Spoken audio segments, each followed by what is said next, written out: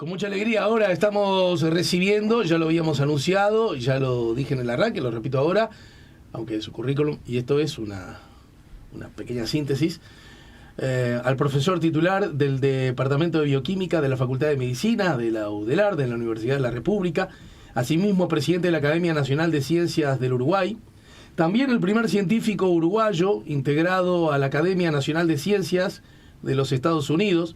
Como todos sabemos, y quizás el rasgo y la acción por la cual obtuvo inmensa popularidad, ex coordinador general del Grupo Asesor Científico Honorario, el GACH, que justamente asesoró al gobierno nacional durante la pandemia, y además socio, debí haber arrancado por acá, socio de honor del Liverpool Fútbol Club. Con mucha alegría estamos recibiendo a Rafael Radi. ¿Qué hace, Rafael? Buen día, bienvenido. ¿Qué tal, Alejandro y tu audiencia? Muy buenos días. ¿Y por qué sos hincha de Liverpool? Bueno, en realidad es bastante sencillo. Hay una doble pertenencia ahí, por un lado al barrio, porque nací en Belvedere, viví ahí los 24 primeros años de mi vida. Y por otro lado... ¿Cerca de la cancha, por ahí? Sí, viví en dos lugares, en Belvedere, los dos a 2 cuadras y media de la cancha. Calle Carlos de la Vega y Gregorio Camino. Sabemos que una de las entradas de la cancha es por Carlos de la Vega, y la otra fue la calle Mármol y Vicente Basagoite, que está a 2 cuadras de la cancha. Así que mis dos casas de Belvedere estaban las dos ubicadas muy cerquita de la cancha de Liverpool, la referencia de la cancha de la sede.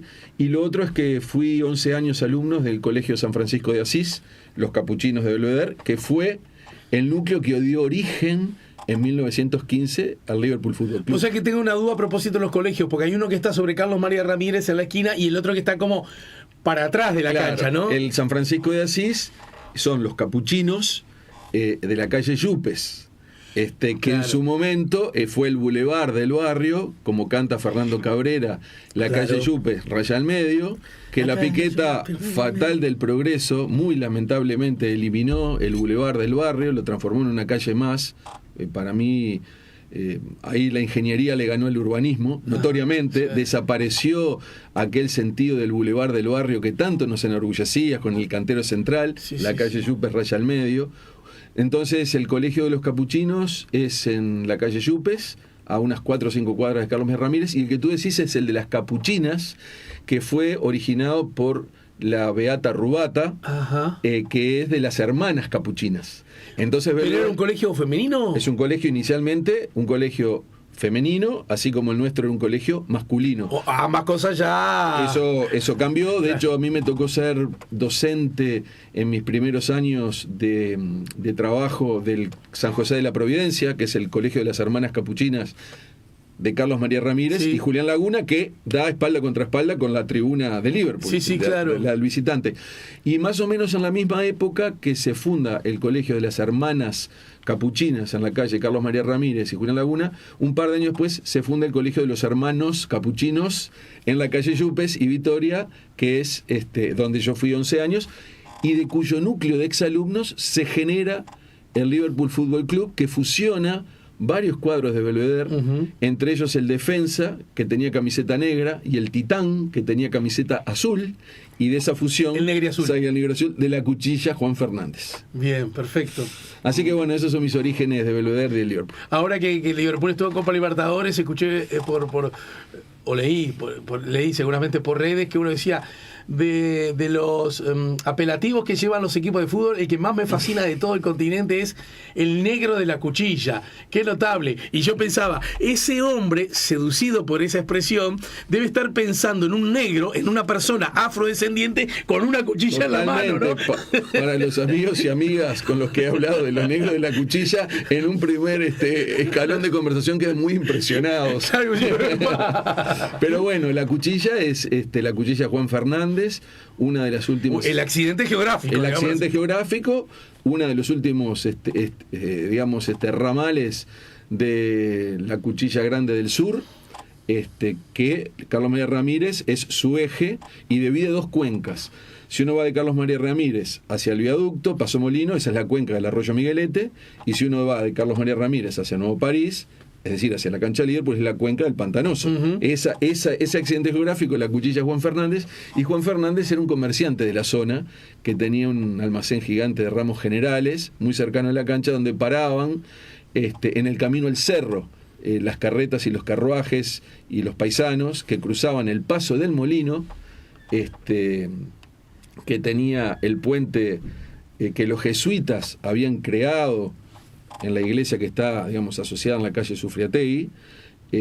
Cuando pasaban por el paso del molino y cruzaban el Miguelete, el último lugar donde se podía comprar algo antes de emprender el camino al cerro, que así se llamaba Carlos María Ramírez, camino al cerro, era parar en el almacén de ramos generales del señor Juan Fernández, que luego dio origen al nombre de la cuchilla. Bien, todo esto está en el libro, entre otras cosas, coordinados por Héctor Lescano, ¿verdad? Totalmente. Que tuvimos el honor de presentar hace bien poquito. Y para que mi amigo Damián de QTCAT se quede tranquilo, no, este no es un programa partidario de fútbol. En realidad estamos hablando de geografía de la ciudad de Montevideo. Geografía y barrios. ¿Verdad? Así geografía urbana, prácticamente. Bueno, vos, si tuviéramos que decir tu profesión madre, vos sos bioquímico, ¿no es cierto? Bueno, mi primera profesión es la medicina. Yo combino dos carreras que logré juntarlas en mi vida, en mi trayectoria, y que luego fueron muy útiles a la hora de coordinar el grupo asesor, que son la medicina por un lado y las ciencias biológicas, la bioquímica por otro.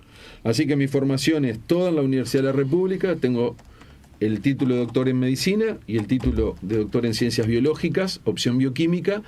En lo que está en Estados Unidos, es una titulación que se nombra como MD, PhD, doctor en medicina, doctor en ciencias. Así que bueno, tengo esa doble capacitación y formación, y es a lo que me he dedicado toda la vida, la conexión entre la medicina y las ciencias médicas, a los efectos de entender mejor cómo se inician las enfermedades y cómo podemos racionalmente tener mejores estrategias terapéuticas. Pero para que no quede nadie fuera de esta charla, en tu condición de médico, vos fuiste en algún momento un médico al que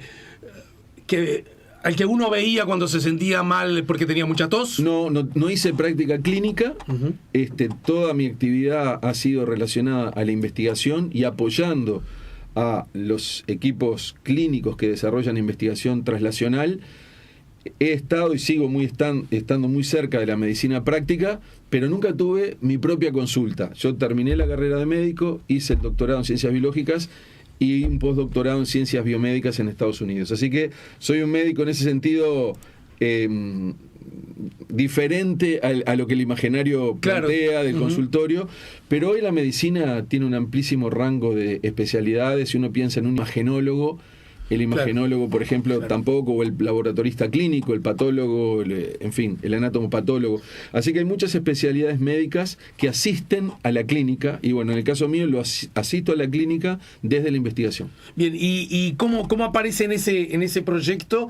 Si es que alguna vez fue proyecto, porque hay veces que a los seres humanos les pasa que proyectan algo y es más o menos lo que van desarrollando, y a veces no proyectan necesariamente eso y se cruzó, y en tu caso esa comunión entre la medicina y la bioquímica, que hago un paréntesis dentro del paréntesis para que nos cuentes y no dejar a nadie fuera, ¿de qué hablamos cuando hablamos de un bioquímico o de una bioquímica? Es decir, ese proyecto, ¿lo tuviste como desde el arranque, este matrimonio, digamos, de expertise y de conocimientos? Es una pregunta muy linda. Hay que recordar que yo inicio en la Universidad de la República en el año 81, en una época donde, por un lado, ¿Vos naciste en el 63, este año cumplí 60 años, y inicié la Facultad de Medicina con 17 años, porque cumplo en mayo, así que soy de los adelantados de la generación por un par de meses.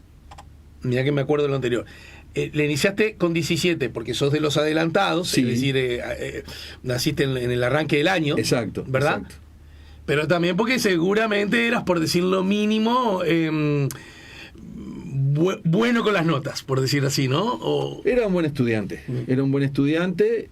Porque ya de arranque, ya de 17 años en la facultad, sí. lucías como una excepción, ¿o no? Bueno, creo que fue aquel grupo de personas de la generación que todavía primaria y secundaria no eran tan estrictas en términos de que hasta el 31 de marzo y los que nacieron después, todavía había una cierta flexibilidad en los colegios, así que bueno, yo entré casi que un año adelantado, o casi, y bueno, hice el tránsito en el Colegio San Francisco de Asís 11 años, que fue toda la escuela y el liceo, y luego quinto y sexto, que en su momento fue un shock cultural para mí, lo hice en el Liceo Bauzá, en el año 79 y 80. Claro. Entonces, ¿Por qué fue ese shock? ¿Por el tamaño, por la dimensión?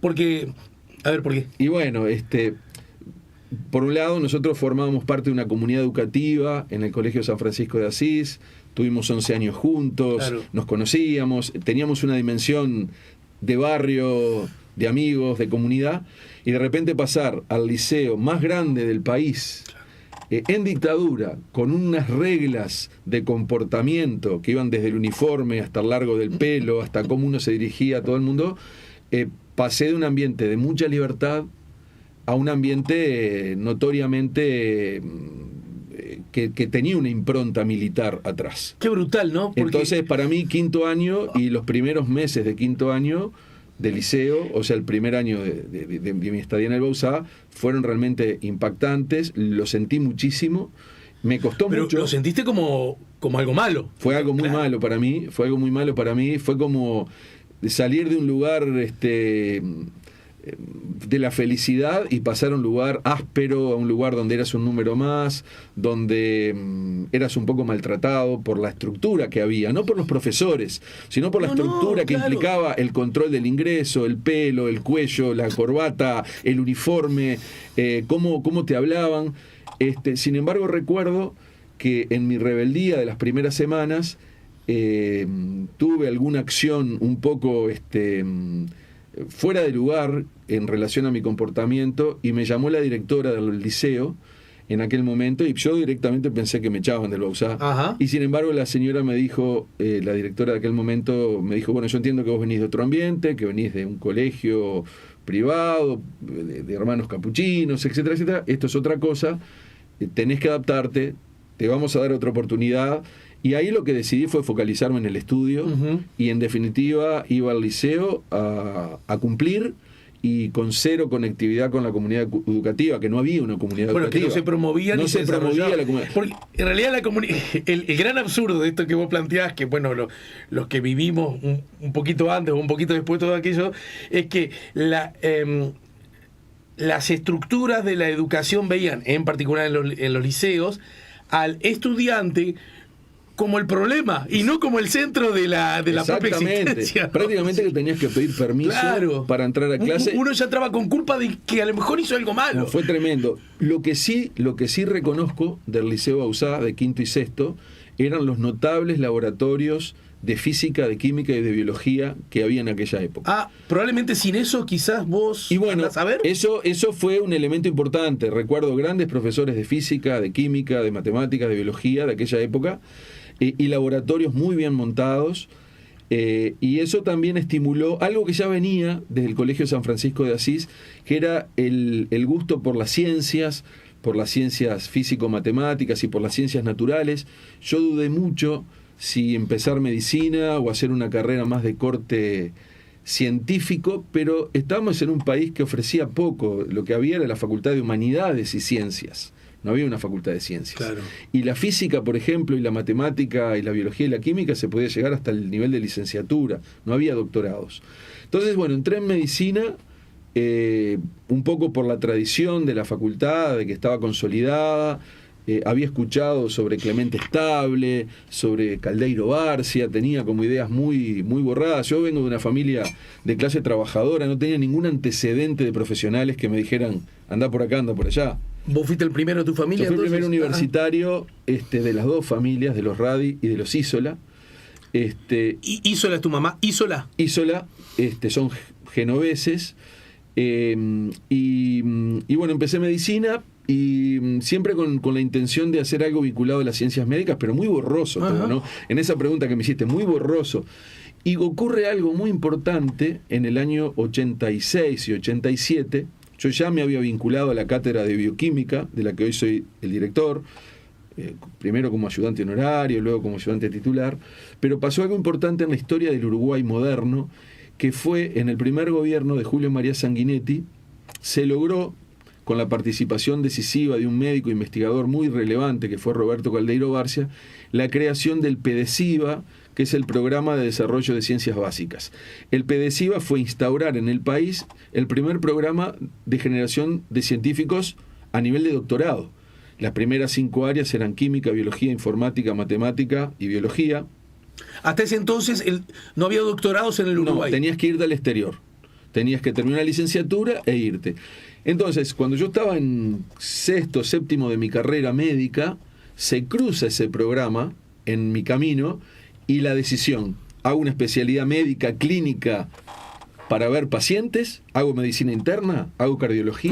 ¿Cuál hubiese sido la posibilidad? Medicina interna, ajá, cardiología, ajá, o el tiempo lo dedico a hacer algo totalmente innovador, muy arriesgado, pero que me pareció que podía ser un camino de futuro.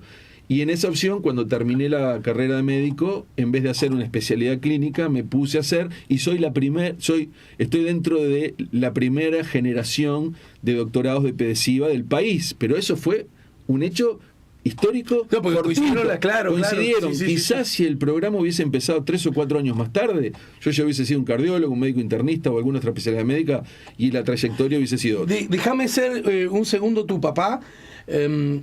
Tu papá está con vida, sí, ¿verdad? Claro. Es grande de edad, es mayor de edad. Festejamos con Alberto, mi padre, en la casa de la calle Mármol hace unas pocas semanas, el 20 de agosto, sus 92 años, con mis hermanos, nietos, etcétera, y hasta hace muy poco iba a la cancha, o sea que lo tenemos a papá todavía. Recuerdo haberlo visto en la cancha. Claro. ¿Sabés qué? Hablando de connotados hinchas de Liverpool, pero que nadie se enoje porque estamos hablando de figuras también que merecen respeto y consideración por otras áreas. Me acordé del gran Cacho Echeverri, porque cuando te dije está grande, él siempre corregía eso, decía que ese era un porteñismo.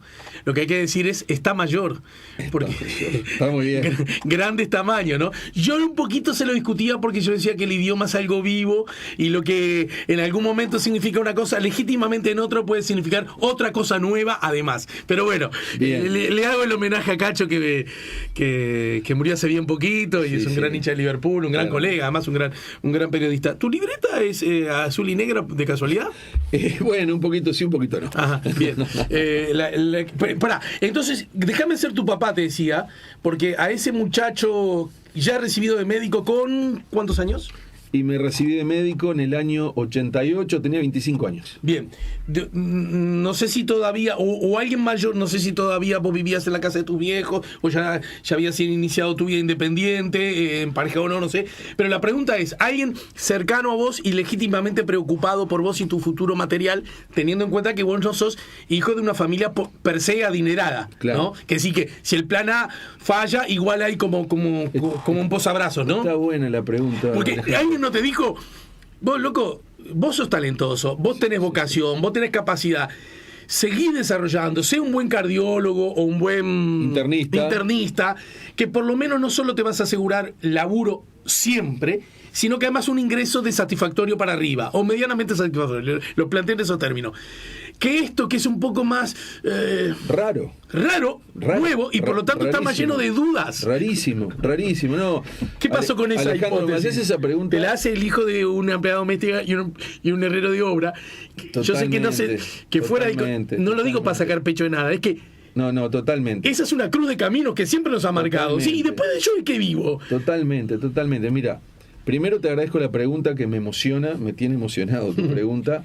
Y nunca nadie me la había hecho de esta forma. Así que agradezco tu sensibilidad. Y me llevas a esa época. Creo que el hecho de que tanto mi padre como mi madre fueran trabajadores y habían terminado básicamente la escuela y se revolvieron, ese mundo del mundo profesional universitario yo creo que lo veían siempre muy lejos. Y ellos, la verdad, que confiaron plenamente en mi criterio. Nunca me cuestionaron absolutamente nada. Yo creo que apostaron las fichas y dijeron, la trayectoria va por acá, este muchacho ha hecho todos los pasos que tenía que hacer. Lo ha hecho bien. Y adelante, nunca me pusieron ni siquiera una mínima duda. Creo que el entusiasmo además que yo transmitía en esa época acerca de ese camino nuevo era tan grande que convencía, sí, de mis compañeros de facultad. Claro. Sí, de mis compañeros de más facultad y de mis coetáneos, diciéndome, che, Rafa, ¿estás seguro? Esto es... ¿Y cómo vas a vivir? Claro. ¿Qué va a pasar? Pero no de mi familia. Y en ese caso yo creo que ahí, a veces en la vida, bloquear un poco las opiniones externas en determinados momentos te permite dar un salto que, bueno, puede ser arriesgado, a veces te das la cabeza contra la pared.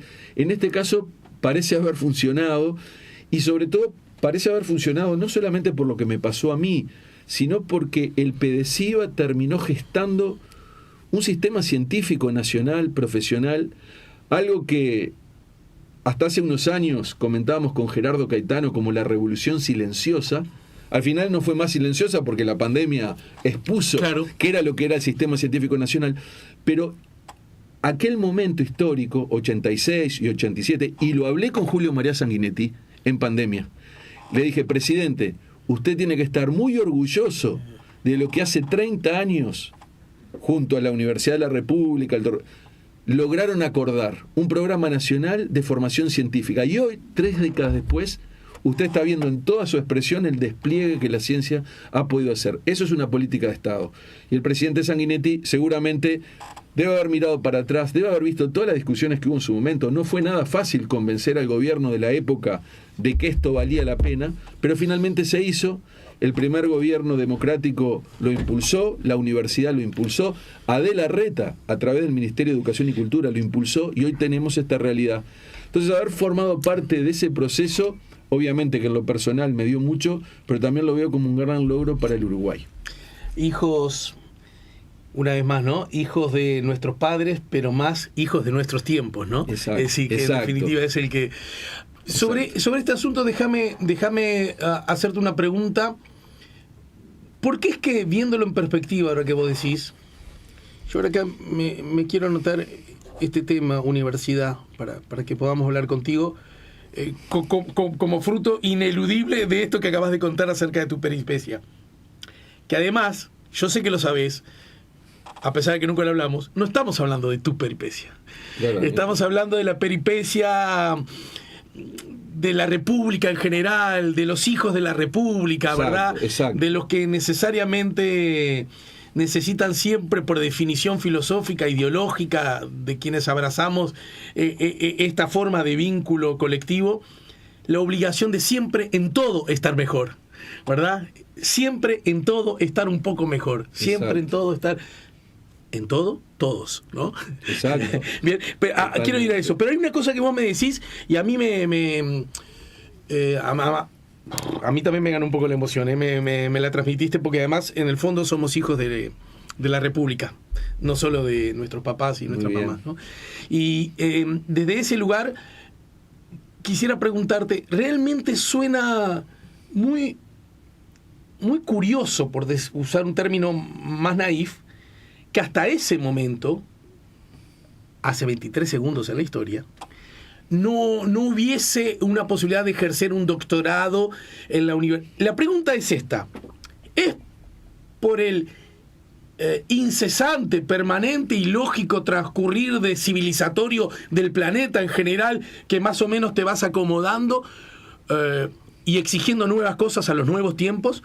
¿O es que Uruguay, a pesar de tener, por supuesto, un gran retraso durante la dictadura, eso es indiscutible, innegable, y no se puede eludir,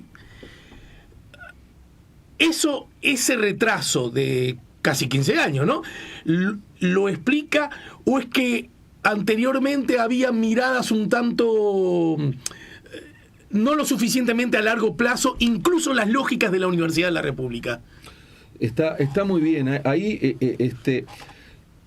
pudo haber sido antes, en definitiva es eso. Está muy bien. Yo creo que se estaba gestando estos movimientos de expansión de la oferta educativa universitaria, yendo hacia la generación de doctores que crean conocimiento, porque ¿qué es lo que es un doctor en ciencias? Un doctor en ciencias, en la ciencia que sea, es alguien que es un experto en crear conocimiento original, en hacer descubrimientos. Que no lo es un médico clínico, que no lo es necesariamente un ingeniero agrónomo o un arquitecto, que más bien aplican conocimientos. Pero la creación de nuevo conocimiento, de trascendencia universal, requiere una experticia y una concentración que el profesional en el día a día, ya sea por formación y ya sea porque tiene que resolver los problemas puntuales, no lo logra. Eso que se estaba gestando en algunos lugares, Facultad de Ingeniería, con los ingenieros, por ejemplo, Macera, y otros, Facultad de Medicina, con Caldeiro Barcia, otros ámbitos de la universidad, que se estaba gestando en la década de los 60, que inclusive implicó cambios de estudio en varias facultades, incluyendo la Facultad de Medicina, que incorporaban la metodología científica, el conocimiento científico, queda cortado en lo que fue la disputa político-partidaria y luego dictatorial, que va desde... Es decir, estaba muy convulsionado el ambiente, y yo creo que toda la década del 70 y la mitad de la década del 80 fueron perdidas en ese sentido. Es muy difícil ser creativos y plantear la creación de carreras nuevas y crear conocimiento en el medio de una lucha civil, militar, policial. Uruguay además... Porque además el conocimiento como tal era visto como peligroso, ¿no? También. Desde la perspectiva también ideológica, también, cotidiana, ¿no? Y claramente. Y Uruguay también venía de una tradición histórica, más bien humanística. Sí. Hablemos de Baferreira, hablemos de Rodó. Cuando uno piensa grandes figuras intelectuales de Uruguay de la primer parte del siglo XX, casi que no piensan científicos. Piensan abogados, en literatos, en filósofos, sí. Filósofos. Quizás Clemente Estable fue de los pocos, y luego empezaron a aparecer en la década de los 50 y 60 algunos más. Entonces ese sistema incipiente de ciencia de la década de los 60 no logra no logra cristalizarse, y luego se produce un retraso. Mientras el mundo seguía avanzando, Uruguay estaba congelado. De ahí la virtud y el mérito que tuvo el país al regreso de la democracia, de instaurar esto en tiempo récord.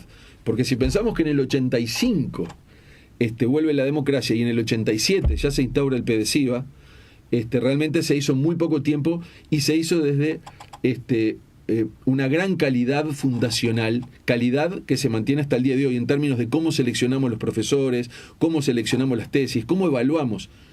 Un estudiante que se doctora en Uruguay en ciencias compite en cualquier liga, para hablar de competencia. Bien. Porque hemos mantenido el nivel de calidad. Y pasamos de una comunidad científica de algunas decenas a más de 2.000, actualmente categorizados en el Sistema Nacional de Investigadores, lugar en el que actúa en la Comisión Honoraria por 11 años. Entonces, pasar de algunas decenas a 2.000 en 30 años es significativo. ¿Es todo lo que necesitamos? Probablemente no. Eso también depende de políticas nacionales, pero es un montón, es un gran cambio.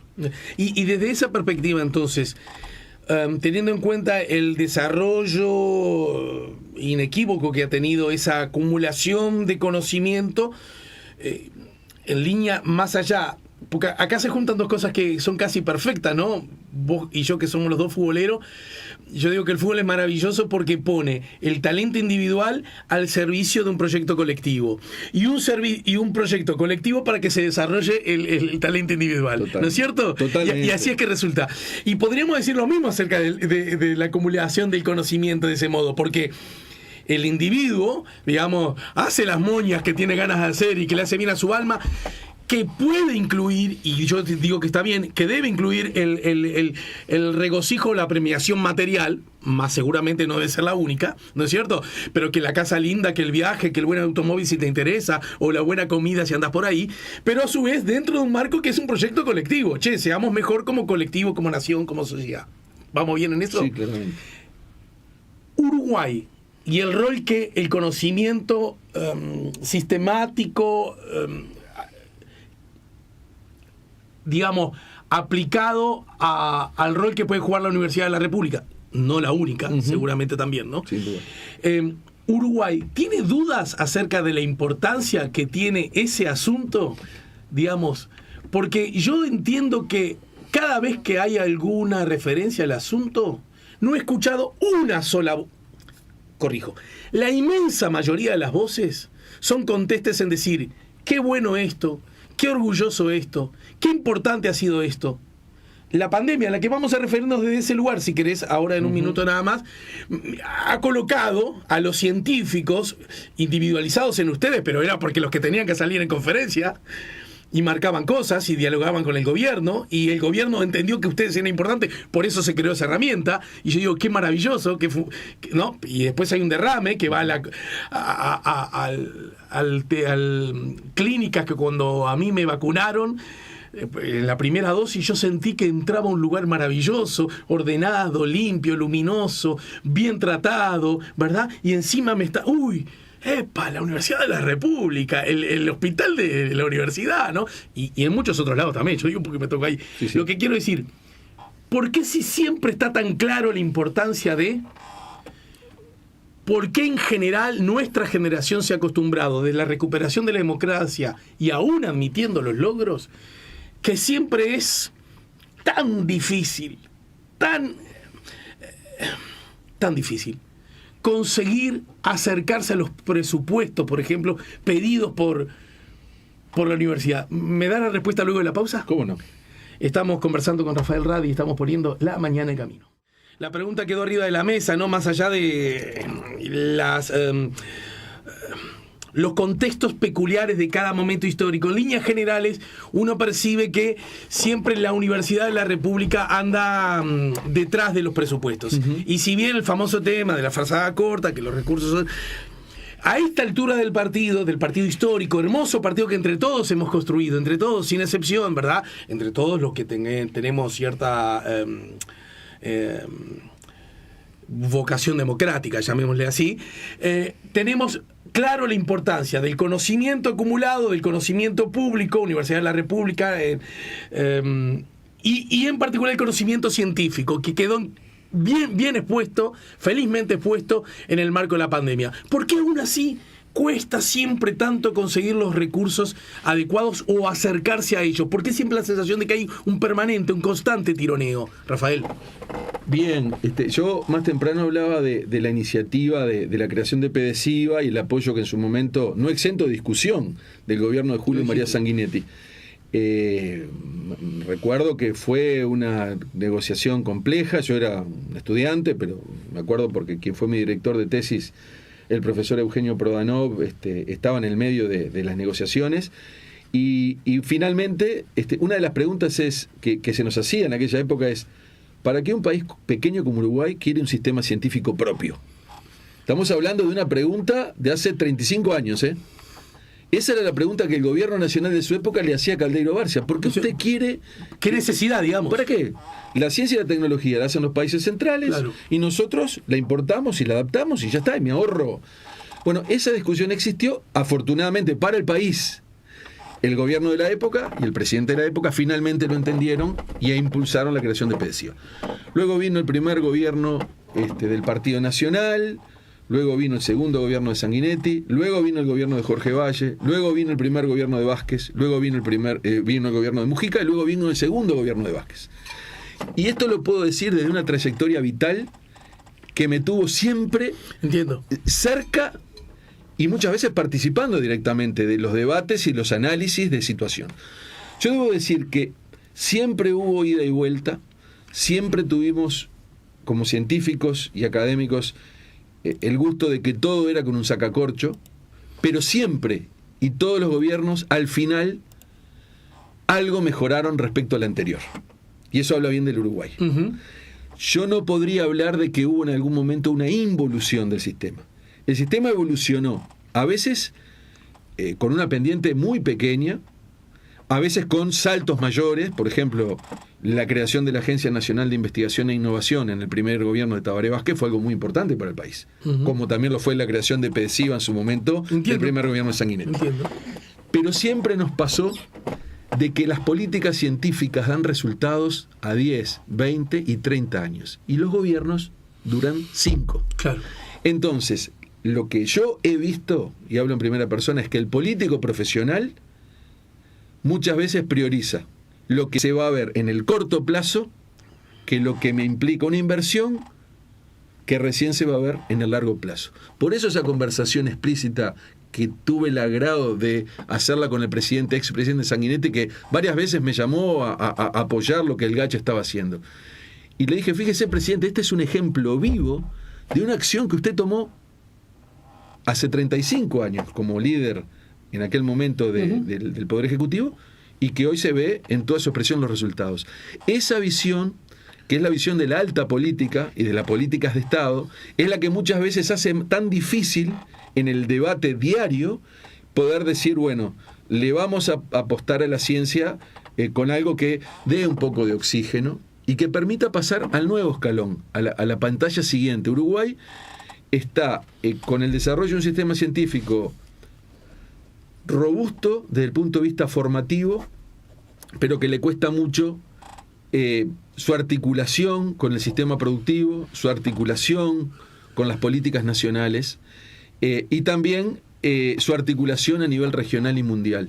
Ahí hay una cantidad de déficits que en parte tienen que ver con la financiación, en parte también tienen que ver en relación a cuál es la centralidad o no de la ciencia en el funcionamiento de un país, y es parte de lo que tenemos para hacer. Y hace poco me tocó participar en un foro donde habían integrantes de todos los partidos políticos, en este caso como presidente de la Academia de Ciencias, y varios de los precandidatos, y el concepto fue: pongamos a la ciencia y la tecnología en las agendas del 2024, pasémosla de la periferia al centro de los temas que le vamos a proponer a la población. Esa fue un poco mi consigna hacia los candidatos. Bien, hay tanta cosa en esa respuesta que diste que a ver si logro discriminar una de la otra.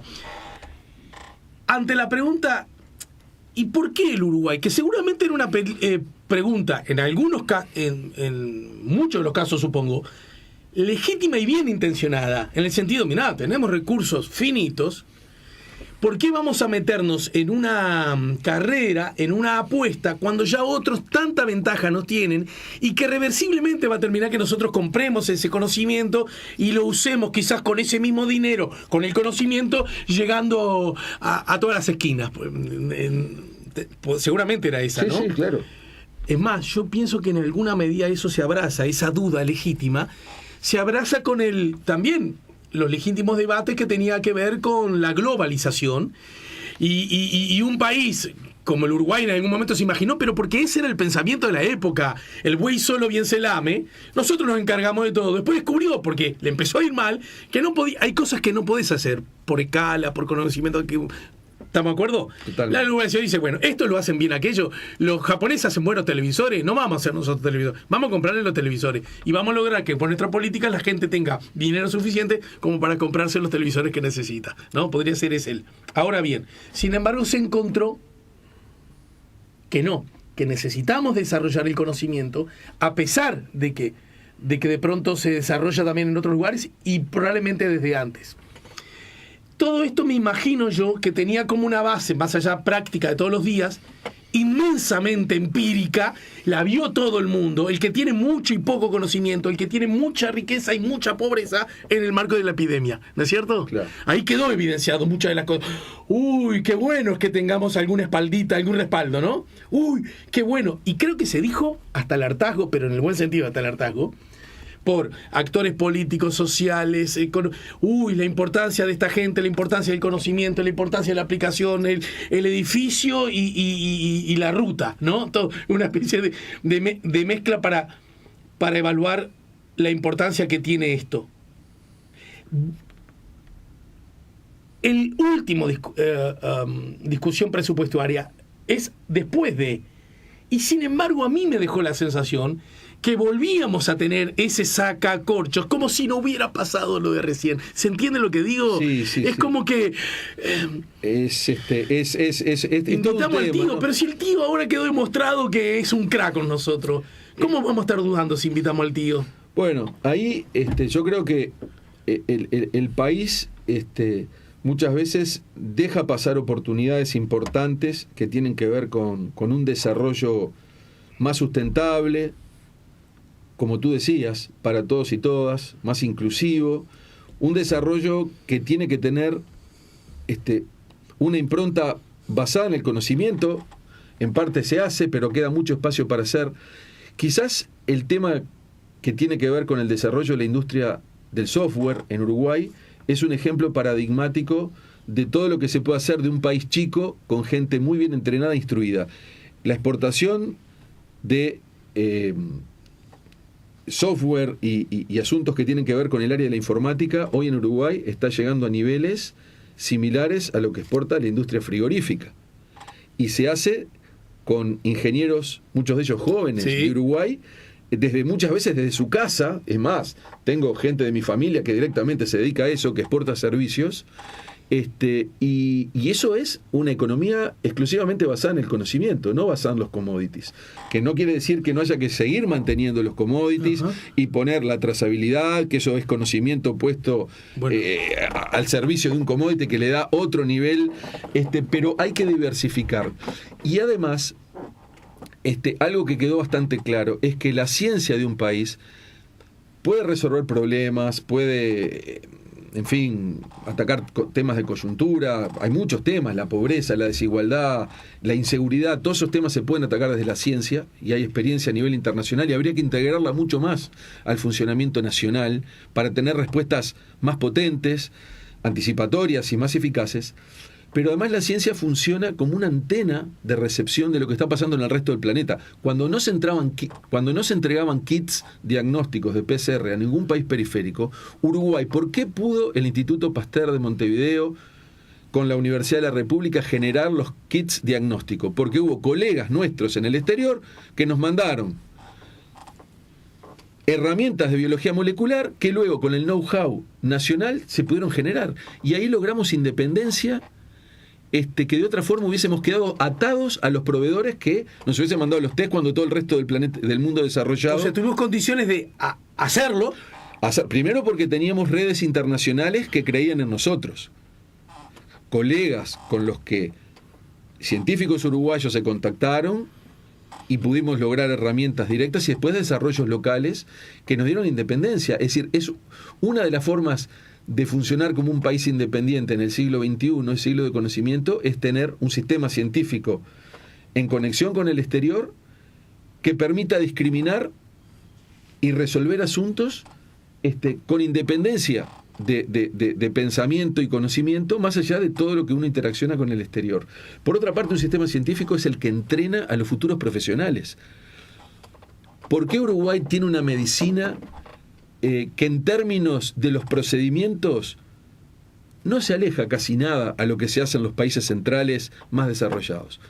Porque nuestros profesionales médicos, y me toca ser docente de la Facultad de Medicina desde hace 39 años, reciben su entrenamiento de un sistema de docentes y profesores que a su vez están actualizados, y muchos de los cuales son investigadores. Y es conocido que aquellas universidades que tienen un número más alto de investigadores activos pueden transmitir a sus estudiantes los conocimientos de una forma viva y permiten que la educación permanente haga que el conocimiento se esté actualizando todo el tiempo. Cuando uno no tiene un sistema de investigación, el entrenamiento de un profesional es casi un cuentito, y cuando se recibe y se lleva el título, la actualización es muy pobre y muy lenta. Claro. Eso no ocurre en el país. Lo mismo pasa con la ingeniería, lo mismo pasa con las ciencias sociales, con la agronomía, con la veterinaria. Uruguay en eso tiene un sistema científico que alimenta permanentemente la formación de profesionales que están con nivel de conocimiento del estado del arte a nivel mundial. Para eso también es necesario un sistema científico. Y por supuesto, un sistema científico es necesario para poder dar respuestas a grandes problemas de la nación cuando es convocado. La pandemia fue uno, pero hay un montón. Pero, por ejemplo, la crisis hídrica, ¿no? Bueno, ahí faltó articulación. Claro. Faltó articulación porque la academia y la ciencia estaba ya alertando y mandando informes en septiembre, octubre del año pasado, y la política reaccionó lento. Esto es algo que ocurrió también con el tema del cambio climático, ¿no es verdad? Es decir, la ciencia viene hablando del cambio climático hace 30, 40 años, y los gobiernos están muy lentos en tomar acciones. Entonces, La articulación ciencia-política no es fácil, hay una cantidad de otros asuntos que intervienen en el medio, y Uruguay además carece de un sistema estructurado de respuesta científica, porque no tenemos una institucionalidad que lo permita. Nosotros no tenemos instalado equipos de investigadores que asesoren o participen de la actividad de los ministerios, los entes públicos, más allá de buenas intenciones a nivel individual. Hay algunas direcciones en algunos ministerios, como el Ministerio de Ambiente y otros, que tienen pequeñas unidades donde hay científicos, pero son muy poquitos. Entonces ahí hay un capital. Por un lado tenés 2.000 investigadores en el Sistema Nacional de Investigadores, por otro lado tenés un mundo y una situación nacional que requiere respuestas que se pueden alimentar de la ciencia, pero falta articulación. Eso hay que crearlo, no es fácil, y es parte de los debes. No es solamente financiación, que sí, pero también articulación entre el sistema científico y las necesidades nacionales, y eso es una construcción que hay que hacer, que no es fácil. Y esa interacción, esos vasos comunicantes, ¿cómo deberían aplicarse? Porque, en todo caso, volviendo al ejemplo del GACH, a mí me resultó altamente satisfactorio, pero yendo al ejemplo de la crisis hídrica que acabamos de vivir, con un contexto que desde toda perspectiva era indeseable, y es que el agua que salía de la canilla no fuera potable. Después se empezó ese nuevo concepto de bebible sí, potable no, pero más allá de eso, no quiero, uso la imagen, no quiero embarrarme demasiado en ese tema. No, está bien. ¿Verdad? Lo que quiero decir, ahí faltó esa conexión. Ese tipo de conexión, ese tipo de fluido diálogo, se da, digamos, en los hechos, porque el sistema político también está compuesto por hombres y mujeres de la academia que pasan data, y además, como corresponde, y está muy bien que así sea, tienen simpatía política y por lo tanto militancia, o hay espacios institucionales, o debería haberlos, que sin distorsionar la lógica de que el poder soberano radica justamente, que el poder radica en el soberano, y que por lo tanto es el que decide los gobernantes, y ser gobernante es una cosa y poseer un conocimiento específico es otra. ¿Estamos de acuerdo en eso? Totalmente. ¿Verdad? Pero también estamos de acuerdo en que se necesitan, ¿no? Claro. El famoso tema del debate de políticos y técnicos, ¿no? Pero en este caso, ¿cómo está planteado el Uruguay? Bueno, eso hay que construirlo, porque la respuesta que dio el GACH científica fue una respuesta ad hoc. Fue tipo, muchachos, salgan a la cancha. Sí. No había un equipo que se estaba preparando y se estaba entrenando y estaba esperando para ir a jugar el partido. Ahí hubo una llamada, necesitamos 11 adentro de la cancha a jugar el partido. Y bueno, más o menos esos 11 se arreglaron, y bueno, jugaron un partido correcto, en fin. Pero no es una forma de funcionamiento a cronicidad. Entonces Uruguay carece de institucionalidad en ese sentido, tiene instituciones de ciencia y tecnología. Arrimate un poquito más, que te veo que la pantalla está muy lejos. La gente se pierde ese perfil griego. Tiene instituciones de ciencia y tecnología, tiene sistema político que funciona, con una democracia que es una democracia que recibe una muy buena valoración a nivel internacional, un sistema científico que es muy respetado a nivel internacional, aunque es pequeño pero es potente, y lo que se hace bien. Pero falta esa comunicación. Por ejemplo, a nivel del Parlamento se ha creado la Comisión de Futuros. Eso es algo interesante, cada tanto convocan a los científicos para que den opiniones. Pero a nivel del poder ejecutivo, de los organismos del Estado, de los entes, falta mucho más articulación, falta mucho más diálogo. Desde la Academia Nacional de Ciencias del Uruguay, como órgano asesor de los poderes públicos en política, ciencia y tecnología, hemos planteado que tiene que crearse una estructura de nivel ministerial. Será un ministerio o será algo tipo OPP, pero que tiene que estar a un nivel muy alto, que transversalice los problemas y que pueda convocar a los actores de la ciencia y la tecnología y conectarlo con los problemas que están en los ministerios, que están en los entes, y a partir de ahí trabajar soluciones. Algo que es muy importante, la población tiene que creer en estos procesos. El asesoramiento técnico tiene que ser independiente. La población tiene que creer en el asesoramiento técnico independientemente de lo que vote. Si vota A, B o C. Entonces, ese doble juego entre el político que fue elegido, pero que necesita respuestas, y ese convocar el conocimiento, y del lado del conocimiento que sea un conocimiento objetivo, que el primer compromiso sea con la ciencia, eso da mucha transparencia a los procesos de asesoramiento. Entonces, ese doble juego, la otra vez en este foro que comenté que me tocó participar, decía: la política que honre a la política, que la ciencia honre a la ciencia, y hay un vaso comunicante. Y luego cada uno que haga su parte. Eso es muy importante para que la población crea lo que se está haciendo y a su vez se adhiera a las medidas que eventualmente una población tiene que tomar. Pero acá aparece otro asunto también como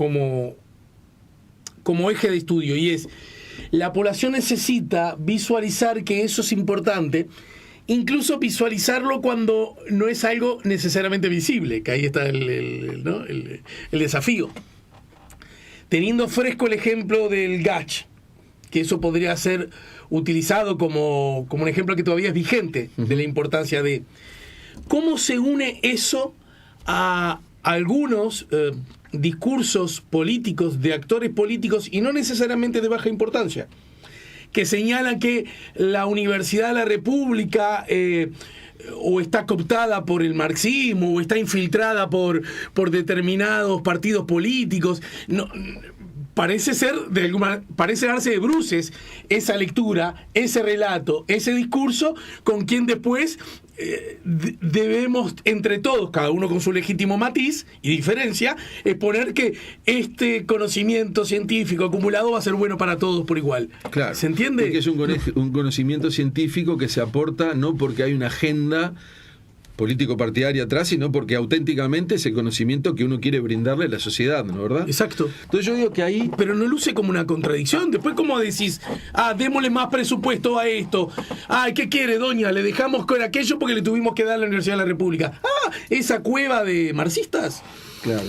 Yo como lo veo... Supongo lo habrás escuchado alguna que otra vez, ¿no? Claro, sí, inclusive... Bueno, la dictadura justamente usaba ese argumento, Sí, ¿no? Inclusive en algún momento que la pandemia se puso difícil, y que había miradas algo divergentes entre el grupo asesor y el propio gobierno nacional, hubo actores del sector político que hablaron en términos de que la gente que trabajaba en el grupo asesor eran adoctrinados de la UDELAR, lo que a todas luces fue un insulto absoluto hacia todos nosotros, lo cual, y además de ser un disparate absoluto, ¿no, verdad? Si había gente con pensamiento libre e independiente, fue la gente que participó del equipo, y eso lo puedo asegurar en primera persona, pues lo viví. Lo cual nos llama a otra cosa. A ver, la Universidad de la República es yo soy funcionario de la Universidad de la República, pero hay un dato que es objetivo: produce cerca del 80% del conocimiento original que produce el país. Eso no se puede desconocer. Y produce la mayor cantidad de los profesionales que también produce el país, que son nuestros hijos, nuestros primos, nuestros tíos, nuestros hermanos. Entonces, a ver, esta gente que es mi médico, o que es mi ingeniero agrónomo, o que es mi veterinario, cuando... A ver, ¿qué tiene que ver con eso, con el marxismo-leninismo? La verdad que yo no lo veo. Eso no quiere decir que los procesos internos de la universidad, que tienen expresiones de carácter, en algunos casos, ideológicas o político-partidarias, en procesos de elección de los consejos, etcétera, hay componentes de ese tipo, y lo hay en todas las ramas de la política, porque hay representantes universitarios que tienen cercanías más o menos pero yo creo que en lo que es lo grande de la producción académica de la Universidad de la República, lo que hace mi departamento, lo que hace mi centro, lo que hace mi facultad, no va por ahí. Eso podrá ser un 5%, pero lo grande es formar nosotros a los futuros médicos, pero no va por ahí ni ahí. Eso es una fantasía malintencionada de un grupo de personas que no conoce el funcionamiento interno, pero que además se olvida de que quienes se forman son sus hijos, sus nietos, sus hermanos, sus tíos. En algunos casos esas mismas personas fueron formadas. Claramente, ¿no? Es más, la Universidad de la República tiene que ser un motivo de orgullo, como también tiene que ser un motivo de orgullo otras universidades que también están haciendo las cosas muy bien en los últimos años, porque son quienes sostienen la producción de conocimiento y la generación de recursos humanos altamente capacitados. Esos procesos hay que protegerlos, podrán mejorarse, podremos discutir cosas, pero de ninguna forma podemos fustigar a un espacio de educación terciaria y superior donde la matrícula crece, donde cada vez hay más hijos de trabajadores a los que acceden y que se ha expandido por todo el país. Entonces, como todo, uno puede ver el medio vaso lleno o el medio vaso vacío. Yo creo que hay que seguir apostando a esta institución y a las otras instituciones de educación terciaria y superior que hacen las cosas bien, a los institutos de investigación, y plantearnos un país, y para eso la política va a tener lugar en el año 2024, ver si nos planteamos un país en clave de mucho más aporte del conocimiento y la ciencia en el desarrollo nacional. Bien, A mí me gustaría que fuéramos a un escenario un poco más global, ¿sí?, para ver qué pasa con la ciencia en general, bien, ¿verdad? El conocimiento. ¿Quién lo genera y en manos de quién lo pone? ¿Tá? Pero antes, para eso te pido un poquito más de paciencia, porque nos vamos a un pequeño corte ahora, pero antes te pido, tenemos más o menos claro cómo arrancó el GACH. Y lo pregunto sin picardía. Siento que la ciudadanía en su conjunto no tiene tan claro cómo y por qué llegó el final del GACH. Te lo pregunto a vos, lo pongo acá, el corazón latiendo arriba de la mesa. ¿Por qué llegó y en qué condiciones y en qué contexto llegó el final del GACH? Bueno, el final del GACH, digamos, creo que hay varios elementos que convergieron en él. Por un lado, había notoriamente un cansancio natural y lógico de un equipo de 60 personas que durante 15 meses trabajaron en forma muy intensa, manteniendo todo lo demás que hacíamos todos, ¿no, verdad? Entonces fue una tirada larga, con mucha presión de la responsabilidad. Por otro lado, habían 2 hitos que el grupo se había marcado para empezar a ir hacia el descenso de las actividades, que eran que el plan de vacunación ya empezara a dar sus resultados, con un desacoplamiento de la movilidad y los contagios, y eso ocurrió en junio del 2021, y a partir de ahí, bueno, era el Ministerio de Salud Pública el que podía, cuando ya había suficiente conocimiento acumulado. Y luego yo creo que se dio un fenómeno que en un momento del manejo de la pandemia, la ciencia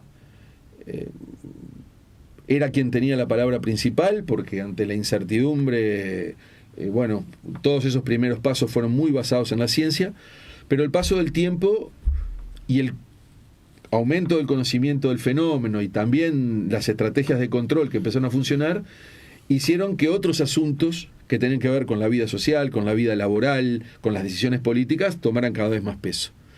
Entonces, bueno, en esos equilibrios, en cuanto a la utilidad del esfuerzo y lo que ese esfuerzo podía resultar, se consideró que el momento para terminarlo, eso fue hecho en acuerdo con el presidente de la República. ¿Pero fue una iniciativa del GACH? ¿O en realidad yo diría que fue una iniciativa de ambas partes. O sea, nosotros...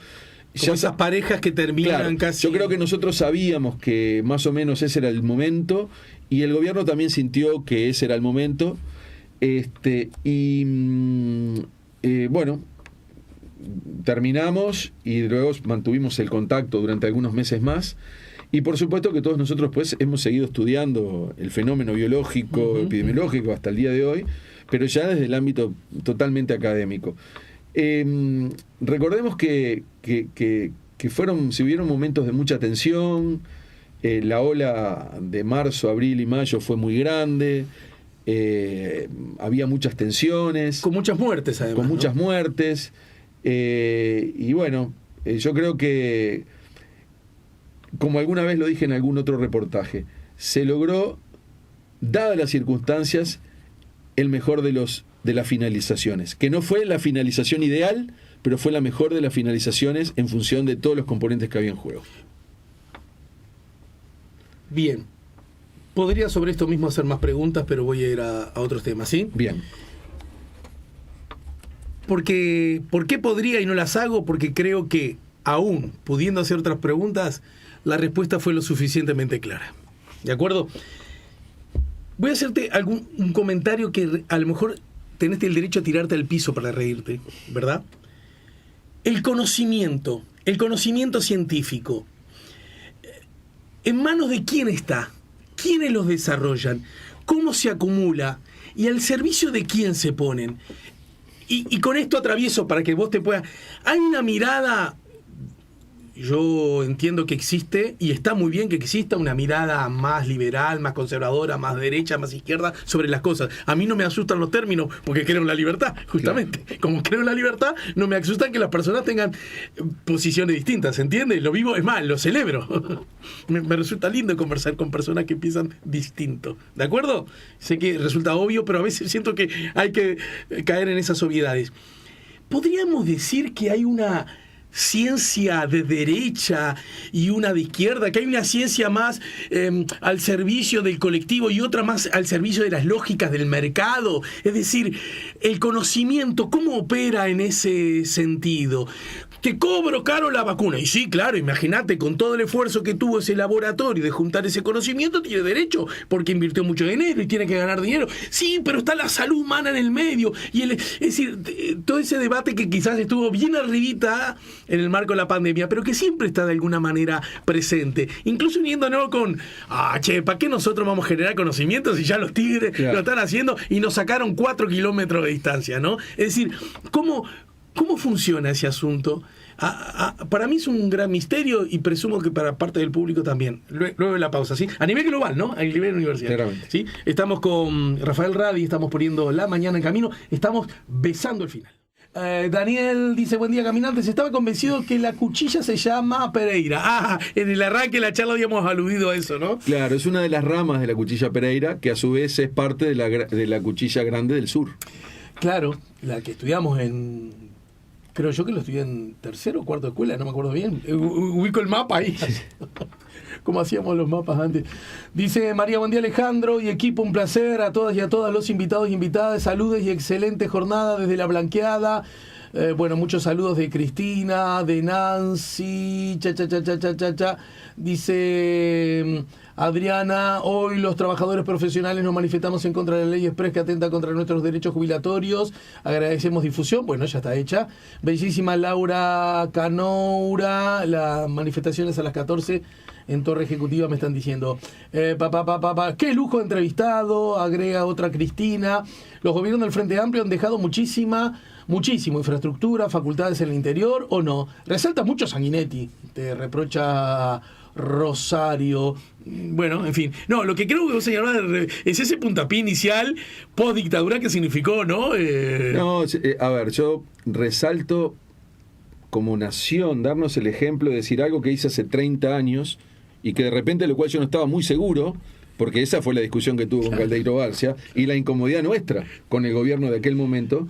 Finalmente, que eso ya se ha podido comprobar, es bueno. Pero ya dije claramente de los otros hitos, y en particular el primer gobierno de Tabaré Vázquez fue muy importante porque se creó la Agencia Nacional de Investigación e Innovación, entre otras herramientas, y nuestra propia Academia Nacional de Ciencias fue votada sobre el final del primer periodo de Vázquez. No, pero además en este caso estábamos hablando justo de tu trazabilidad, de tu historia, y tu historia estuvo marcado por ese hito histórico, entonces uno no puede no aludir a...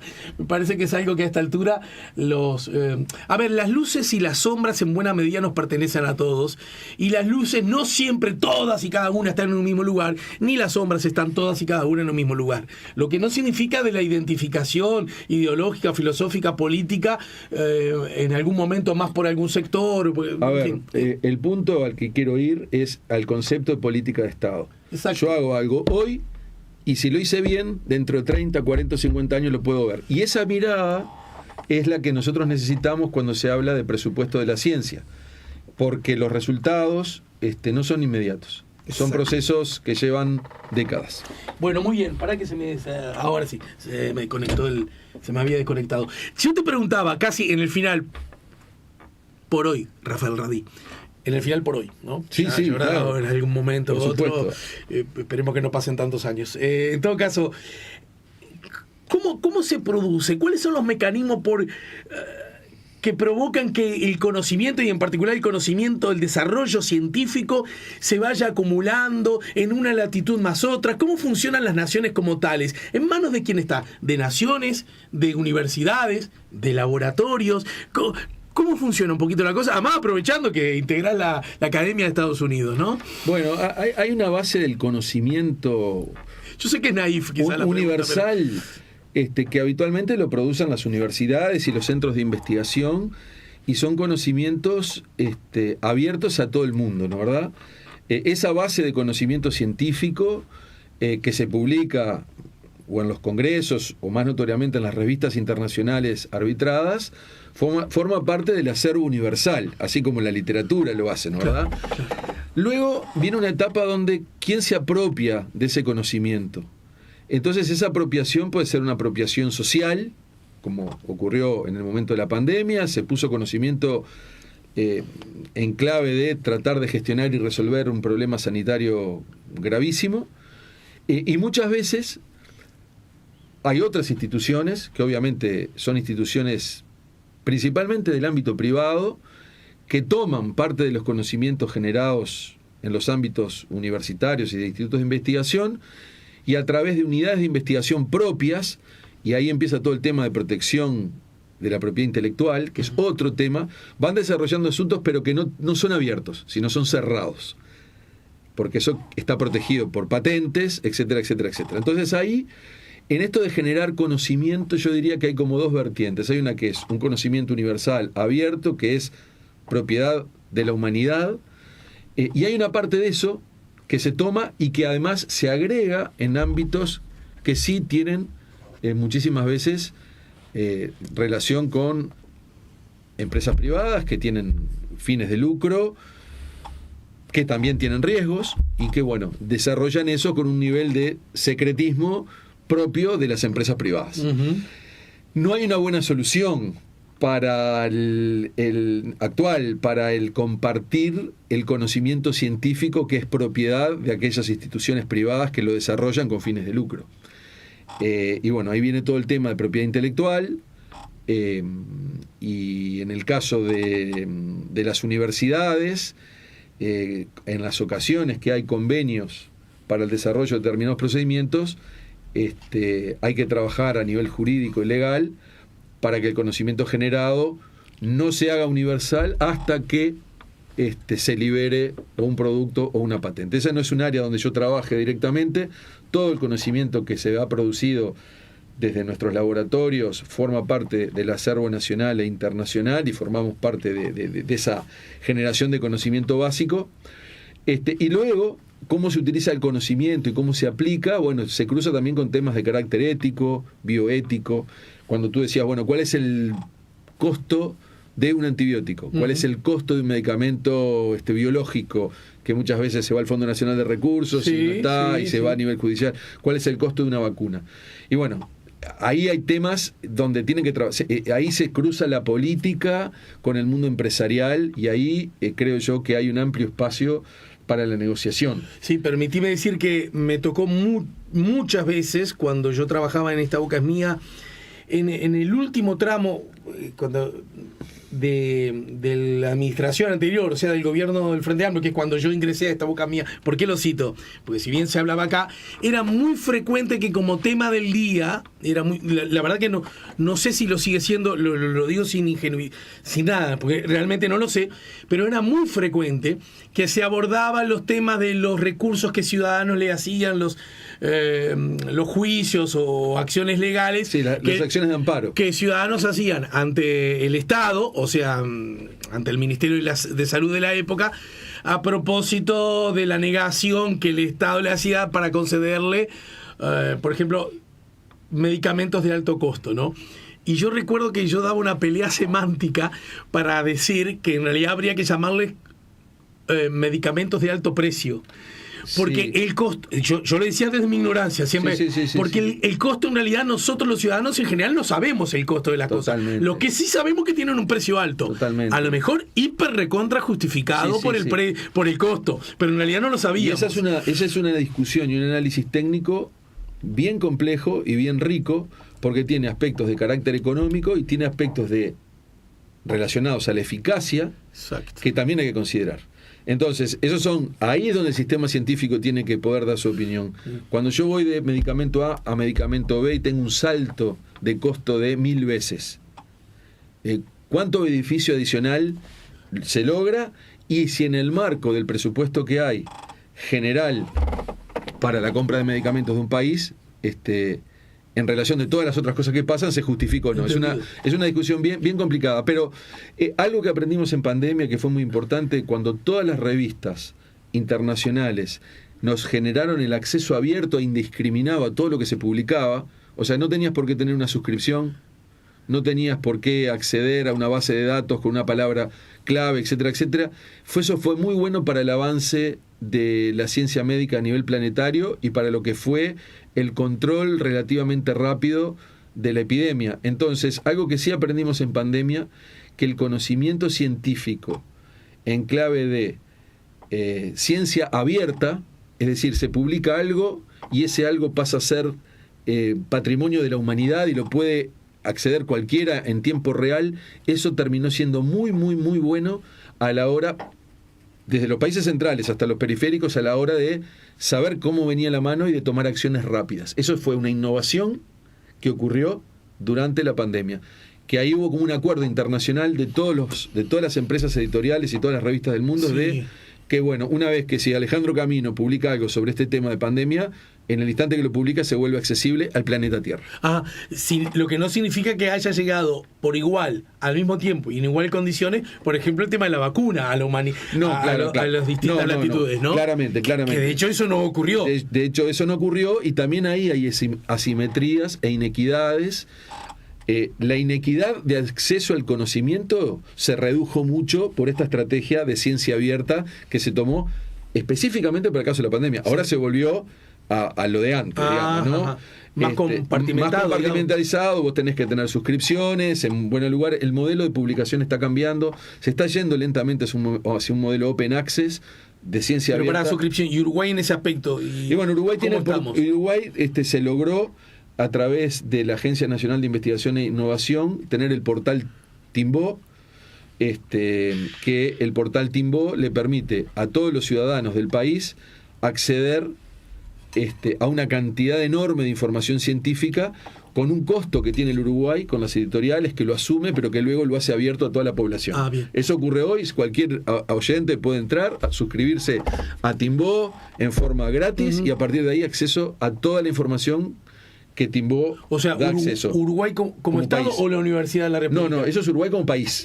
Esa es la Agencia Nacional de Investigación. Compra el derecho y después lo distribuye entre sus habitantes gratis. Gratis, y lo que se logró desde la ANI en su momento, y ahí participó mucho Rafael Canetti, es... Gran amigo y gran oyente de La Mañana en Caracol. Claro, Rafael y otros lograron que las editoriales no solo abrieran a través del Timbó el conocimiento científico a las instituciones de investigación, sino a todos los ciudadanos del país. Lo cual eso acrecentó enormemente, por ejemplo, los estudiantes de medicina de facultad, que están en primer año, cuando le decimos, revisen cómo viene la base de la diabetes, pueden entrar y ir al último trabajo del último autor. Los chiquilines que están ahora en primer año de facultad. Ajá. Que hasta hace unos años eso no lo podíamos hacer. Bien, y para terminar, en todo caso, a propósito, ¿por qué Uruguay? A ver, si a alguien se le ocurre, vamos a hacer automóviles, está bastante instalada la idea de que Uruguay no tiene ni el conocimiento ni la lógica del mercado como para hacer automóviles de punta a punta, después autopartes, hace, etcétera, bla. Y en 4 o 5 o en 40.000 o 50.000 cosas más, Uruguay tiene, ¿no? ¿A qué voy? ¿Dónde establece un país? ¿Y dónde establece su universidad? ¿Y dónde establecen sus científicos?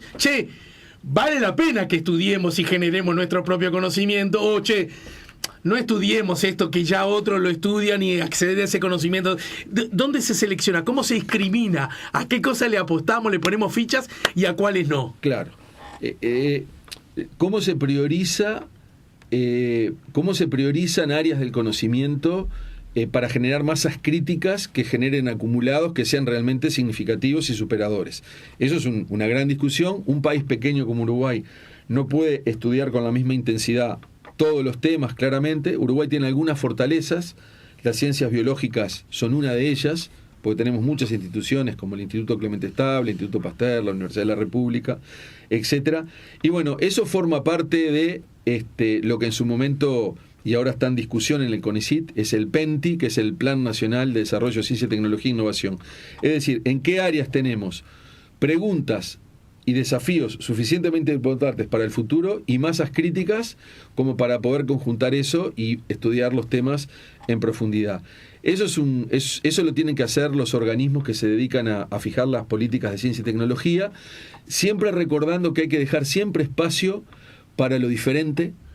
Claro. Siempre hay que dejar una pequeña ventanita abierta para aquella idea sobre la que nunca ninguna institución burocrática pensó. Claro. Entonces, lo que podríamos decir, mirá que estoy en esa pavada. Bueno, ¿no? Entonces, ojo con las políticas excesivamente dirigistas, Claro. porque pueden inhibir los major breakthroughs, pero no obstante esto dicho, y de proteger ese talento que no sabemos por dónde va a venir, lo inesperado, más allá de permitir que haya un nivel de financiación para lo inesperado y las ideas nuevas y revolucionarias, muchas de las cuales van a terminar en la nada, pero algunas van a realmente generar cambios, tiene que haber otro conjunto de herramientas que sí se concentren en apoyar temas donde Uruguay, por sus masas críticas, por su know-how, por su experiencia, pueda contribuir. Entonces ahí hay un subset de temas donde Uruguay puede hacer punta.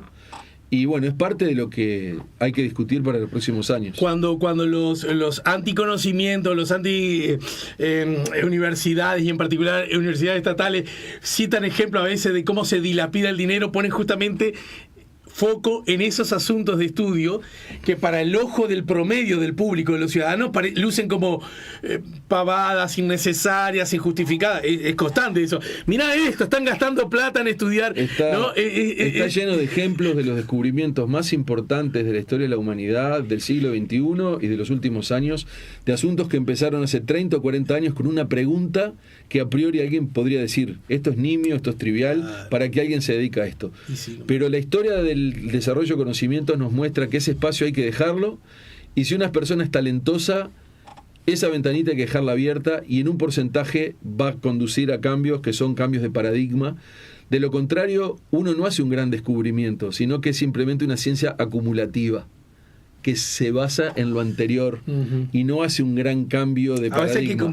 Hay que romper, y para romper lo que se llama la ciencia disruptiva. Claro. En los últimos años la ciencia está sufriendo de pocos cambios disruptivos, en parte porque las burocracias estatales apoyan mucho más los proyectos que son obvios que van a dar bien a aquellos que generan cosas diferentes. Así que esos equilibrios hay que mantenerlos. Y Uruguay los ha mantenido. Ni hemos abordado, lo dejaremos para otra, la inteligencia artificial puesta al servicio de la generación de conocimiento, de este trabajo que vos haces. ¿En qué medida vos la ves a la doña ahí como una aliada o como una enemiga? Desde el punto de vista subjetivo, pero también del objetivo, es algo que nos debemos, ¿no? Charlar, porque es una cosa es un tema mayor, linda, fascinante. Mayor y en evolución permanente. Eso. Así que lo dejaremos para la próxima. Te despido, te agradezco. Gracias. Y te despido. Antes, vos dijiste que históricamente, más allá del sacacorcho, la idea de que siempre el presupuesto hay que sacarlo con corcho, y la lógica política, que cualquiera buenamente puede entender que los resultados de esas políticas no se ven en 5 años, demoran mucho más. Entonces, el potencial beneficio político hay que imaginarlo, yo digo que la política que hay que hacer en relación a eso es ponerlo en importancia entre el público, la ciudadanía, que lo reclame aunque no lo vea, ¿verdad? Hoy la ciudadanía está reclamando mayor apoyo a la ciencia y la tecnología.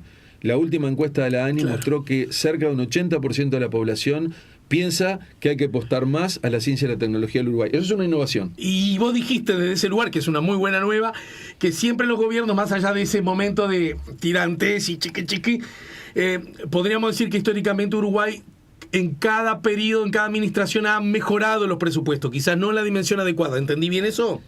Sí, los ha mejorado, o en el caso, sí, los ha mejorado. La pregunta es, ¿en este también? Porque he escuchado cosas diversas en ese sentido, como que hubo ciertos retrasos en esta discusión que se está procesando el presupuesto en el arranque y la rendición de cuentas en particular. En esta rendición de cuentas no hay nada. En la rendición de cuentas pasada, y me tocó participar directamente en conversaciones tanto con el Poder Ejecutivo, desde el Presidente de la República hasta el Senado y Diputados, hubo un pequeño incremento. Pero como todo, ese pequeño incremento llega a una institución, como por ejemplo la Agencia Nacional de Investigación e Innovación, y ahora eso tiene que instrumentarse. Eso está en proceso. O sea que sí hubo un pequeño incremento, y el impacto de eso se va a empezar a ver este año, el año que viene, en la medida que su instrumentación sea la adecuada y honre lo que el legislador pidió, que era reforzar a las ciencias básicas. Pequeño incremento en la anterior, del año pasado. El año pasado. Ya para esta no hay ni siquiera eso. No, en esta rendición de cuentas, el tema ciencia y tecnología. La universidad sí solicitó, ¿no? Sí, la universidad solicitó. Rector varias veces. Solicitó, aparentemente hay una redistribución muy pequeña de fondos, sobre todo para atender a los docentes jóvenes que quieren dedicarse a la vida universitaria, de otra forma se van a ir del país, es una situación dramática. Tengo ejemplos directos de nuestra facultad que están esperando esa señal y esa financiación, pero como que el apoyo a la ciencia y la tecnología desde el punto de vista financiero y económico en esta rendición de cuentas no estuvo arriba de la mesa, muy desafortunadamente. Bueno, ¿viste Bielsa? ¿Viste el Uruguay de Bielsa? Sí, lo vi. ¿Fuiste al estadio o lo viste por tele? No, lo vi por televisión, y fue muy interesante verlo. Una forma de juego diferente a lo que Uruguay nos tiene acostumbrado. Hay que ver cómo se adaptan los rivales y cómo los rivales hacen la contraestrategia de la estrategia, ¿no? Advierto que tienes un entusiasmo medido. Entusiasmo medido. No compro en forma inmediata. Creo que es un gran técnico, es un gran analítico, pero no va a estar tan fácil. Ajá. No va a estar tan fácil. Vamos a ver mañana. Quizá tampoco compraste en forma inmediata la indignación por no haber citado a tal o cual. No, porque, bueno, exacto.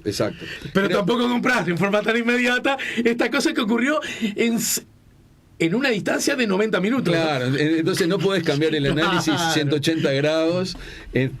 Vamos a ver, creo que sí, lo que es muy notorio que se apuesta a la juventud, a gente que tiene promedio de edad menor de 25 años, el cuadro, a una jugada, un toque, poco traslado y muy intenso. Obviamente los rivales van a ver cómo juega Uruguay y van a buscar sus contraestrategias, y bueno, y veremos de todo eso que sale igual. Es una eliminatoria que es relativamente sencilla porque clasifican. En todo caso, el momento es ¿verdad? Exacto. En esta eliminatoria para hacer esa transición, experimentos, porque vos sabés las opciones de que quede fuera del Mundial son más bien pocas. Que es contrario a lo que históricamente del Uruguay en las eliminatorias. Sí. Que las opciones eran muchas de quedar fuera. Exacto. ¿No? Y tenemos que ganar juego aéreo, que eso espero que en las próximas semanas o partidos con Jiménez, con Araujo se gane, porque de arriba vamos a defender mal y vamos a hacer muy pocos goles de cabeza. Ajá. Que ha sido también un sello histórico. Exacto. Bueno, y ahora hablemos de nosotros. Nicolás de la Cruz, un genio, ¿no? Nicolás de la Cruz, de Galera y Bastón, el otro día. Bien, un 9 por lo menos. Sí, claramente. Pero si yo te digo, olvídate de cualquier partido, si yo te digo, hay uno que hizo, de los 3 goles, hizo 2, y el otro dio la asistencia. Sí, casi que fue un partido de 10. Casi, ¿no? Realmente. ¿No notas que hay cierta subvaloración de Nicolás de la Cruz en el pensamiento genérico, hijo de la lógica uruguaya, que si no sos de Peñarol o de Nacional, está siempre por debajo de la consideración? Bueno, está jugando en un cuadro grande de Argentina ya hace bastante tiempo. Sí, acá el aficionado, claro. En la parada del ómnibus. Y suena menos, ¿no? Suena menos, eso es verdad. De todas formas, también creo que no hay que ponerle una mochila gigante a Nicolás.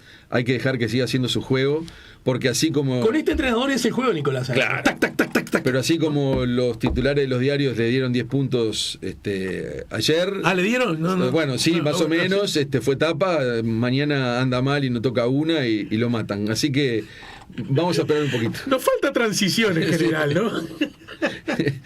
Somos demasiado amigos del todo o nada, ¿puede ser? Y bueno, cuando haces ciencia te acostumbras a que cuando el experimento te sale bien no sos Einstein, y cuando el experimento te sale mal no tenés que tampoco colgar los botines. Nunca festejás del todo y nunca te crees el peor de todo nunca. Exacto. Siempre, ¿no? Es un poco eso. Hay que acostumbrarse a ser un poco así.